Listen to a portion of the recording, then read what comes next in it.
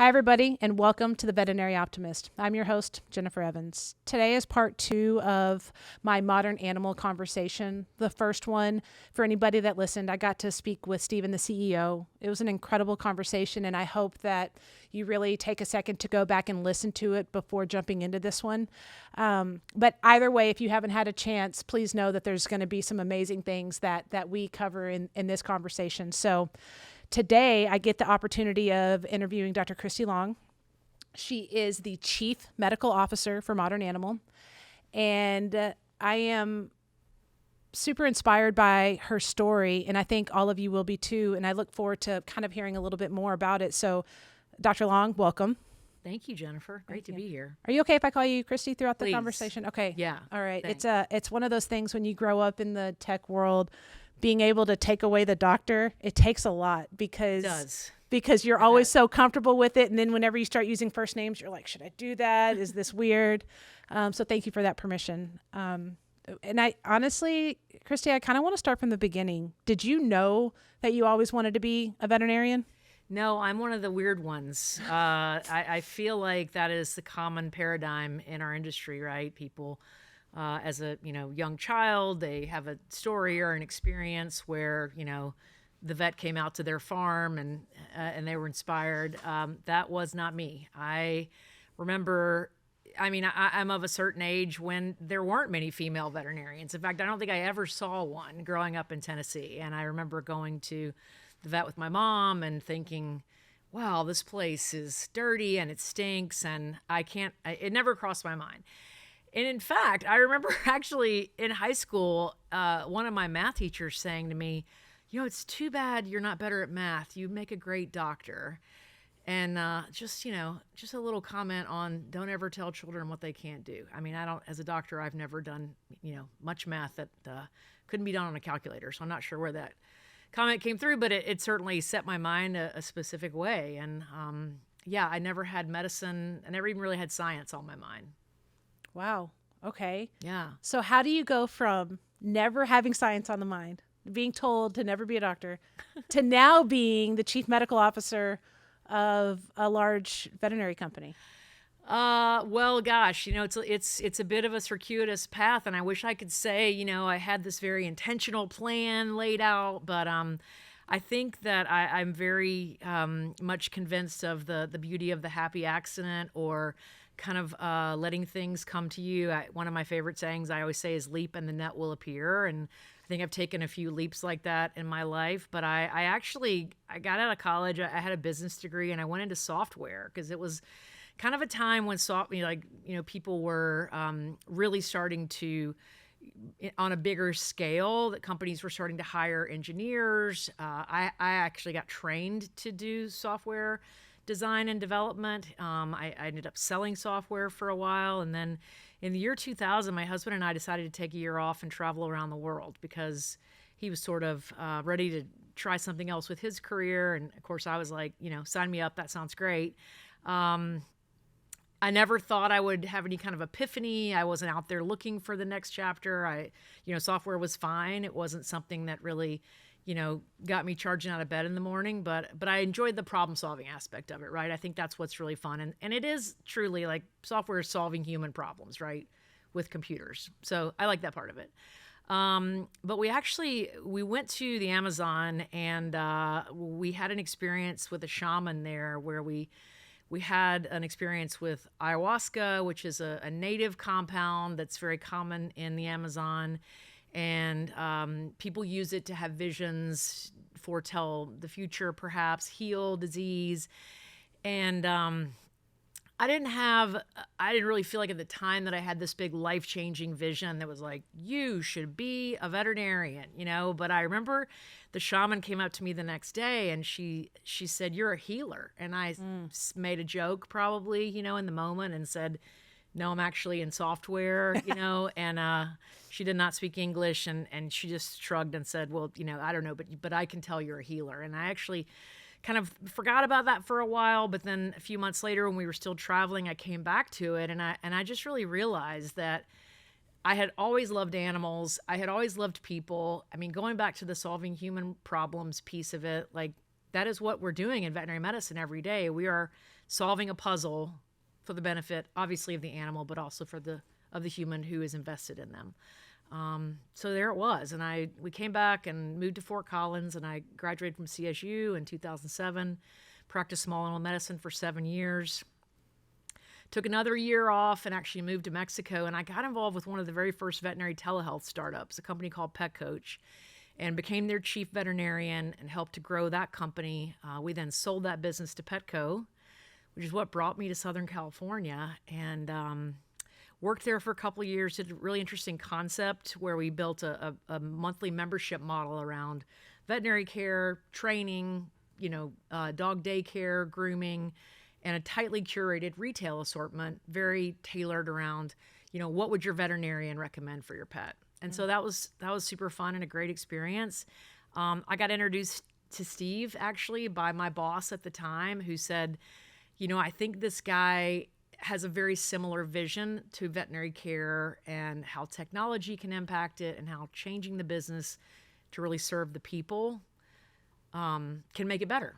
And I think you would have a lot of synergies with him. And so Steve and I met at a conference, and I just loved everything he had to say.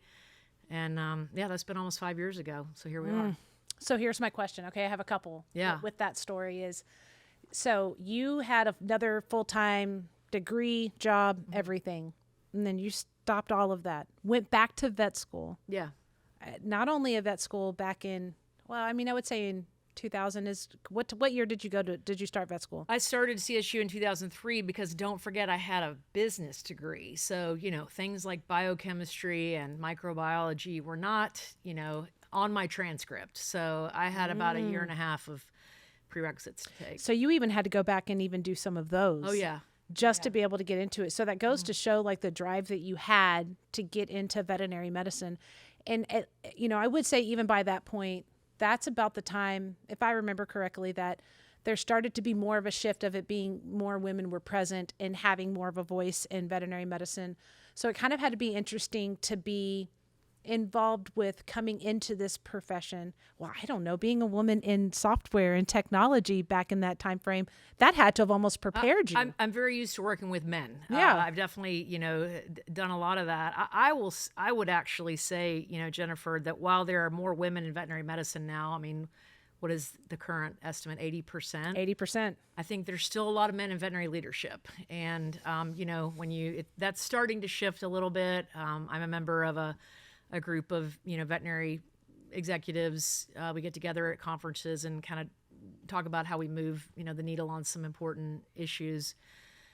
And it's probably, 2/3 men, 1/3 women. And so I do see that changing some, but, some of our organizations, like, some of our professional organizations are still, very much staffed by men and run by men. And I think, when we start to see that changing, that's when we'll really, I feel like, come into the power that we need as women. I love that you are highlighting this right now because it is really hard for people to make decisions when they've never stood in the shoes of the people who are actually doing the work, right? Yeah. Like it's easy and I'm just going to just be open about it, right? Like it's easy for a man to make a decision that serves like men in that profession. And I can understand that, but it feels much different for men to be making decisions for a women-ran profession. And so I am very interested of what that's going to look like when more women start to come into that power. And so I love that you called attention to that. I love that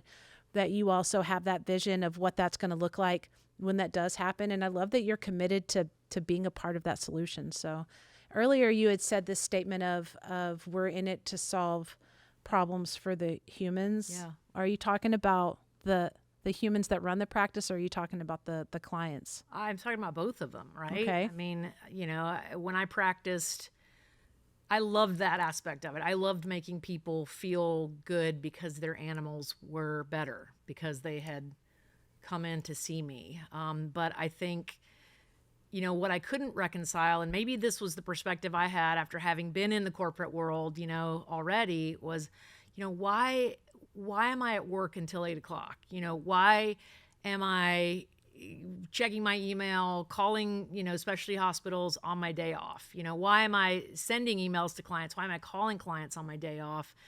Why is it so hard for people to schedule an appointment? Why is the phone ringing all the time? Why are the people at the front desk literally losing their minds because they can't service all the requests? And so, I just saw a lot of those people problems, and I came from a background of technology, where I thought, there must be fairly simple answers to all of this. And then add to that, using what I felt at the time was pretty antiquated software to try to address those problems, and seeing a lot of shortcomings in that. Yeah, that's amazing that you had the ability to sit back and see that there could be a solution to some of these issues. And you're right, like we get so caught up in trying to be everything to everyone, and trying to do it all and juggle everything. And I think that's something we struggle with in our profession, because ultimately we want to be able to fix the animal, right?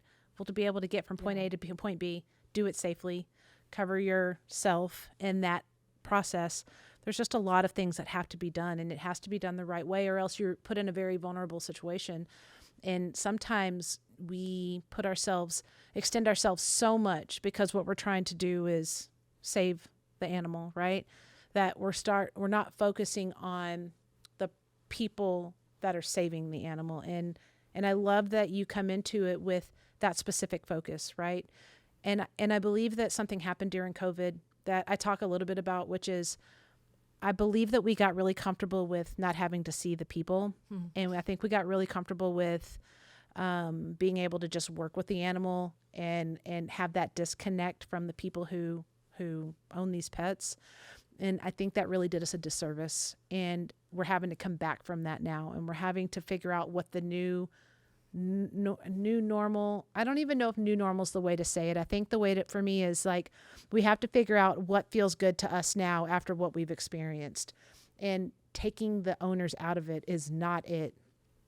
And I think that we're in that process right now of like getting back to what feels right for not only the humans running the clinics, but the humans bringing the pets in. Yeah, we used to joke, right? If they didn't have owners, right? What if they just came in with their little wallets in their back pockets? What would that feel like? And then we got it, with COVID. And going back to us, Modern Animal, I mean, we opened our first clinic, the second week of the shutdown. And so we never had normal, I mean, all of us had worked in veterinary hospitals before, so we knew what that felt like, but we opened in what, we all started calling curbside, right? But we, already having built the technology, built an app for people to communicate with, which had video calling in it. We made the decision early on, even before we opened and saw the first appointment, to put video equipment in the exam room with the doctor, so that the doctor could be on a video call with the owner who was sitting in the parking lot. And so I think, for us, we were never away from the clients. I mean, yes, they were sitting in the parking lot. They were not in the exam room with us, but we invited them into the exam room, invited them to meet the doctor that they had never met before. I mean, remember, this is a new practice that nobody's ever even been inside. And how ironic, right, that we built this beautiful practice and then couldn't let anybody come inside of it. So we never, I don't think, lost sight of the importance of establishing, a really solid communication framework with the client. It's just always too important, right? It's one of the biggest things.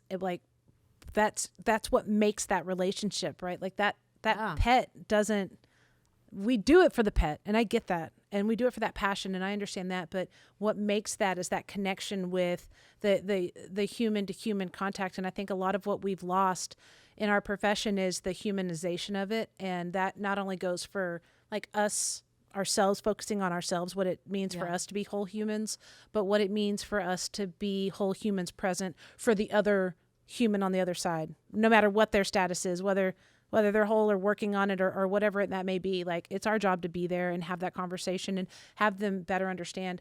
I believe one of the biggest things that we struggle with, and I'd be curious what your thought process on this is, like communication and seeking to understand. I think sometimes what we hear in vet medicine, right, is that we struggle, the clients are awful to us, and we struggle with these clients because they don't understand where we're coming from.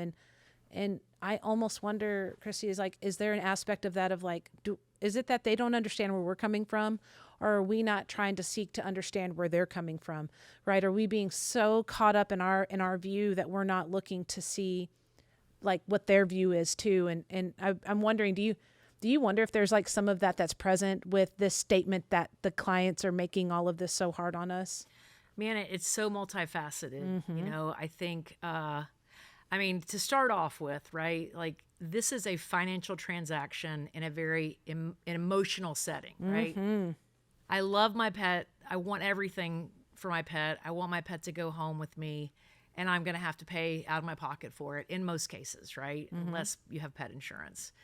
So we already are on difficult ground there because I have to get you to see what has to happen for your pet and agree to pay for it, right? Nobody ever has that conversation with their human doctor because for Insurance the most part, takes care of that. we Right. don't have to pay for it, right? Right. Somebody else is going to pay for it. So I think that's where we start. And being able to get to a place where you can really understand each other and have a conversation, it really starts. And Steve and I, very early on in the history of modern animal, both read a book called The Four Agreements. One of my favorites. It's such a great book, right? It's the Echo- simplest book ever. oh. Yeah, but one of them is don't make assumptions. And Right. I think that's where the best ground that you can lay for productive communication between any two people is just not to assume that you understand what they know, what they don't know, what they're willing to do for their pet, whatever that is, and start the conversation from that point. I think the other thing too is letting people come in and see, because I think a lot of mistrust has been built in our profession because we do maintain a barrier to, you know, the back, as we always call it, right? We're going to take your dog in the back, and then we bring the dog back and they owe us money and they're not really sure what happened. This And mysterious thing happened and they don't fully understand where all of it came from. Yeah. yeah. Big time. And I mean, if I'm being honest about, you know, all the things we wanted to do with modern animal at the beginning, like that was one of the ones I was most concerned about, and how will not so much clients react to that, but how are veterinarians going to feel in that environment? How are staff members going to feel? And it's just universally been a positive thing, you know. People are proud when a client sees what they can do. Clients, I think, understand, like, oh, that my dog was a handful, and they were very skillfully managing his anxiety, and got what they needed to get done. So I think it's all of those things.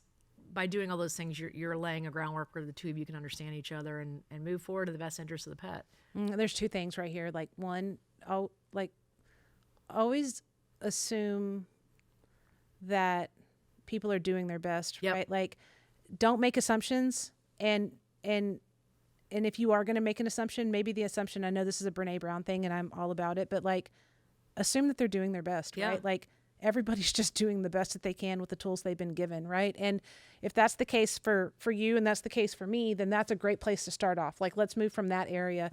So I'm almost, this leads into a very interesting aspect of this is like, is that where some of the focus with the technology that you have with Modern Animal, because y'all are very technology driven, and you might even understand, well, you came from a technology background, but like some of us in vet med, like we bristle at the thought of like technology or all these new innovations or having to learn all of these things while also learning all of these other Doing one of the aspects. hardest jobs out there is, right? Right. And Yeah. so then whenever you bring technology into it, like we bristle, and I get that because I bristled and I understand that. So is that one of those things when it comes to Modern Animal and your focus, your technology, it sounds to me like you're saying that your technology is focused on taking some of that relief, not only off of the staff members, but even the owners. Well, I mean, let's be honest. Like, the technology we've had in veterinary medicine has been nothing to write home about, right? I mean, I think most practices have many things that are kind of cobbled together and sort of integrate, and we're paper light, you know, we're not truly paperless. We have some stuff that still comes in on paper, and I mean, it's no wonder that we all have had bad experiences or a bad impression of technology, because it really has not served us. So, are are there people who, on both sides of the equation, who are not going to thrive in that environment, right? Certainly for clients. We have had clients who say, I don't want to talk to you over an app. I don't want to chat you. I want to call you. I want the doctor to call me back right away. I want you to squeeze me in whenever I call, all those things, right? And we have had to say, you know, I'm not sure we're the right vet for you. And I think in veterinary medicine, we have believed that we can't do that, right? And going back to your comment earlier about clients being difficult, like just having to kind of put up with that because, you know, we need that client. Mm-hmm. I think you have to sort of dispel yourself of that mindset. There are a lot of people out there who want the experience that we're providing. I mean, you can't rest on that. You've always got to be trying to get better, but that's part of it. And then on the other side of it, you know, for the doctors and the technicians, I mean, I think almost universally, with a couple of exceptions at Modern Animal, they've adapted very quickly to the technology and seen the benefit. I think, you know, we always have challenges around, like, what's the best way to communicate with people? Is there a person out there who, you know, news about their cat's lab work that anyone else might not mind hearing through the app about, that I need to call this person because I just know they're just going to be a little bit uncomfortable with that? Yeah, that may be the case, right? And so we have to know our clients individually like that. But, you know, for the most part, I mean, the technology is supposed to make the experience better. And then when it doesn't, then we really have to check ourselves, right, and really think about how we're doing it. I'm sure Steve talked about, you know, without hearing his whole message, like we've definitely had done some things with technology that were probably too clever for our own good. You know, we probably overuse technology, and sometimes we have to rethink that and dial that back a little bit and just try to be a little simpler in our approach. Yeah, I have a strong appreciation for his willingness to admit where there's been fault, because I think whenever you can admit that, then you know that you're standing in a space of, like, you're only going to get better, right? Like, it's the people who hide it that's not willing to grow from that experience. And so, well, at least that's my belief of it. Yeah. And so for him to be able to say that, I think that's a huge deal. And I even go back to the thought of when we talk about implementing these things and setting boundaries, right? Like, one of the biggest things I think we struggle with is the fact that we haven't fully learned. We're learning right now. Like, now is the time of what boundaries look like, right? Mm-hmm. And part of the conversation that Steve and I had was the need versus want, right? Like we've always had this thought of we need these clients, right? Yep. Instead of it being like, we want this atmosphere and we want to practice medicine this way, and we want people who want that, right? And I think that when you can find that sweet spot, that's a big deal. Sitting in a space of neediness is not ever going to get you anywhere, you know? Yeah. And I firmly believe that. And this is one of, I've actually had that conversation a couple of times today, because it fits in so many different aspects of your life, whether it's your personal life or your work life. And so to really be able to recognize that and to set this boundary of, like, this is who I am. This is how we're practicing. I would love for you to be a part of that if it aligns with who you are. And if it doesn't, that's okay too. I can name off a million incredible veterinarians that can help serve you. Yeah. I mean, we're here for you. And also, if we're not a great fit, there are other people that are there for you too. And for you to be a leader and to have that thought process and to lead that way with your veterinarians, I think that speaks very highly to kind of the tone that y'all are setting and the type of medicine that you're looking to practice and the path forward for y'all, right? And I think that's a big deal. I was in one of your practices earlier today, and I had the ability to really get to kind of shadow and better understand y'all's model in real life. And one of the veterinarians felt very comfortable just sitting in her, like, authentic nature of, that doesn't serve me, and so I don't want to do that. And I feel comfortable telling you that, because that's the space that's been created here. And that spoke volumes to me, because that's not always how it is. So you should feel very proud that some of your staff that showed up that way today without any thought that we were having this conversation later on in the afternoon, you know? And that's a big deal. Well, I'm glad. I mean, I think any other atmosphere you create is going to show up in how your team shows up. And so, all you got to do is go read some of our reviews, and people repeatedly talk about the team, and they talk about how they could tell that the person truly loved the job that they were doing. And if you ask someone to be less than who they are, to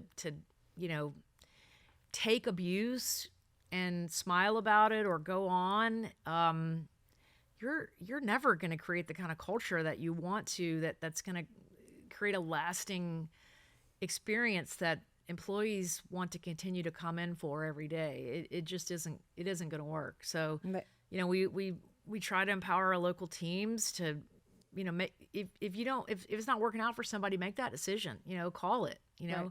have the conversation that you just laid out, right? There are lots of great practices, and we're happy to help you find someone else. We're not the ones, right? Right. And we're comfortable with that. And we're also comfortable if you choose to stay with us, because this is how we're doing it. And I think that's a big deal. I love that that's your vision on it, because that's not always the case. And especially in corporate medicine, there's a lot of the keep what you can, keep as much as you can, when really it needs to be like, let's do what we can to be happy, because when you're happy, you're going to practice your best medicine. Yeah. And when that happens, people are going to want to come to you. It's a big circle. It's a big circle. Not that hard. No. Well, and but I mean, we say that, but when you're in it, like, I know that like there's this space where like you do have this vision, but I'm sure there was at some point when you were practicing medicine that vision wasn't always as readily available to you, right? Like, where you're in this space of thinking like, this is where I'm at, and I don't feel comfortable making that change, and I don't feel comfortable using my voice. Like, I think we all go through that, and then I think we find that spot where we're like, oh, this is who I am, and this is who I'm going to be, and I'm moving that direction, where the space that I'm in is moving that direction or not. Yeah, absolutely. Yeah, and that's a powerful place to sit in. So, okay, so then here's this question: you go from tech back to vet school, to being a vet, to starting a technology company, to now being a part. Have you been a part of Modern Animal from the very beginning? Yeah, I think I was about 5 months behind Steve and Ben first incorporating the company. So okay, pretty much the beginning. Yeah. Okay, let's call it the beginning. All right, deal. I'm gonna call it the beginning. I love. You must have very Southern roots, because the way that you call things like that, and then you use statements like nothing to write home about and things like that. Oh, okay. It sits very comfortably with me. My mother would be very pleased to know that. My mother would be very pleased. Those Tennessee euphemisms. Mm-hmm. Yeah. I say some things sometimes, and people are like, "Yeah, where'd that come from?" And I'm like, "Well, you don't know my mom." So, okay. So you go through all of this. You go through this entire journey. If you were to talk about one of your biggest challenges or biggest lessons learned, what do you think that would, if you were to give me an idea of one of those things, what do you think that would be? How much time do you have? Yeah. Fair. I think there's been so much learning. I think back to, we had one practice for 1.5 years, and the relative ease with which you can modify, change, pivot, whatever you want to call it, right, with one practice, even though at the time it seemed really hard, to now with 18, it's just, the lesson for me every day is everything we do has to be very deliberate and very well thought out, or it can be the best change in the world, right, but it won't have the impact we want it to have unless we very carefully plan and think through how we implement something. I think that's been, one of the biggest learnings for me. I guess the other one is that, I think true leadership is unusual in life in general, right? Leaders have to be developed, but we really do people a disservice in veterinary medicine, and especially medical leaders. I worked for, one of the big corporate companies, and that people, they would just bestow a title upon a medical like a doctor. You're now a medical director, and then there's no real development associated with that, and it's a really hard role to be in. And we are not preparing people for it. So, and I know why, because it's hard to do. It is a really hard thing to do, to develop a leader. And it takes, it takes time, it takes commitment on both sides, right? So I think the other thing I've learned is that you really have to build leadership from the ground up, and leadership is key to scaling a business like this. Well, I'm going to zoom into that's a bigger picture, right? I'm going to zoom into the smaller picture of it, of like, that happens in clinics every day, of like the technician that's been there the longest is the one that's given the office manager role, right? Yeah. And there's never really any tools that are given to them to really know how to practice that. That's part of my mission, even with the Veterinary Optimist, right? Is like, I was once told that you're in the best position to serve the person that you used to be, right? And so I feel like I'm in the best position to serve the person I used to be. Well, I was that person, and it wasn't because I wasn't the right person for it, and it wasn't because they didn't like have the tools and they were holding them back from me. It's because we just didn't know any better at the time, and we thought that's how we were supposed to be running it, right? And now part of my mission with the Veterinary Optimist is that I'm trying to get as much of this information out as possible, so that it's just present and available for those that are even considering growing within this profession. Because I truly believe that even if you choose not to stay in veterinary medicine for your entire life, everything you learn in veterinary medicine will serve you for your entire life, right? And that even goes back to even like leadership skills. And so I really love that was a lesson, I guess. And I say that with quotes because like, even like, failing is not failures. It's like learning something that you can better next time. You know? have to fail. You're not getting better if you're not failing. And I think as medical professionals, we're taught that failure is, we can't fail. Like, and sure, we don't want to fail with respect to anything that could endanger the life or health of an animal, but you can't build a business like this without doing some things wrong. I mean, if I got up every day and thought like of all the things that I wish I hadn't done or had done differently, or that maybe now we have to do differently, I would be crippled, right? I would not be able to come in every day.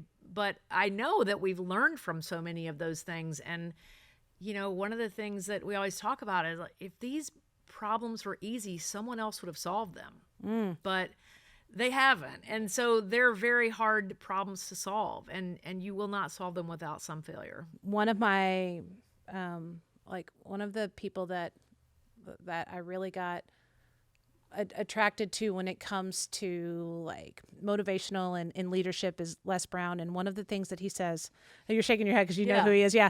So one of the things he says, and it's most recently been quoted by Jelly Roll, which is a country artist, is that your rearview mirror is smaller than your windshield, because looking back does not serve you. That's so like true. Everything that you need to see is in front of you. Yep. And so I think that speaks to exactly what you just said. Like, I mean, that's just the reality, right? Okay. So if that's the case, what's the thing you're most proud of? I mean, just with your entire journey from starting out in tech to being at where you're at right now, if you could pick out one thing that really stands out of like, man, I'm really proud of myself for that, what do you think that would be? I think realizing we have 18 clinics and in 2 states and 4 markets, and I can walk into one, which I will do tomorrow in Texas, and it will feel very much like the one that I could walk into by driving 10 minutes from now over to, our hospital in Culver City. And the people will feel as positive and as good about the roles they're serving and the feedback that they're giving and the way they're delivering care as the folks do here. And to me, that's the true definition of scaling. It isn't like, can you paint the walls the same color? That's not it. That doesn't matter. That what matters is that you're building teams who feel like the same about the mission. I think. Yeah. Culture's hard to recreate. Oh, it's very hard. Yeah. And it goes back to the leadership, like we talked about. I mean, one of the things we've spent the last 18 months doing is creating a field leadership organization. And you think like, oh, well, that's not hard. You're just going to do that. Well, actually, it is really hard. And we actually took a model from human medicine. We're not the only veterinary company that does it, but the concept is dyad leadership. And I think as a doctor, one of the things that I've always feared is that some operational person is going to come tell me how to practice medicine, right? And I'm not going to have any say in whether we get the slip tips or the lure lock syringes, and I know how important that is, and I don't want somebody telling me that the other ones cost a penny more, right? I want the lure locks, to use just a random example. But the thing is, you can build an organization where you have both sides of that coin in a dyad. So, for example, my partner is our COO, and she's the operational side and I'm the medical side. And I have, we have leaders at our clinic levels who are clinic manager, lead doctor, right? And then at our field levels, we have area medical director and area clinic leaders, right? And so they are partnering together. Now, they're not going to do everything the same, and they're not going to be completely overlapping. Obviously, the medical folks are going to over-index on the medicine side, and the operational folks are going to over-index on the operational side. But they truly have a partnership, and I think our teams really thrive in knowing that, and that partnership is really strong, and it's key to helping us, like you said, build that culture across multiple locations. Well, and creating space for people to be heard is a huge deal too, because Howard Bear he was a big part of Starbucks and how they built their original culture. And it's so funny, in one of his books about leadership, it's an incredible book. It's not just about the coffee. And in that book, he quotes about giving them the autonomy to make the decision, to have their tools to do what serves them best, Sure. right? Like if they want a certain broom to use because that's what helps them with them, it doesn't matter that it's a little bit more. Like, give them that broom because they're doing the job, and that's what helps them do it the best way. And creating that space to have them be heard is a big deal. So I love that. I think that's really cool. And you're right, like being able to see it in real time, that's got to feel great. Yeah. And you were a huge part of that. So, all right. So let's wrap this up with this last question. Okay. Here's my last question.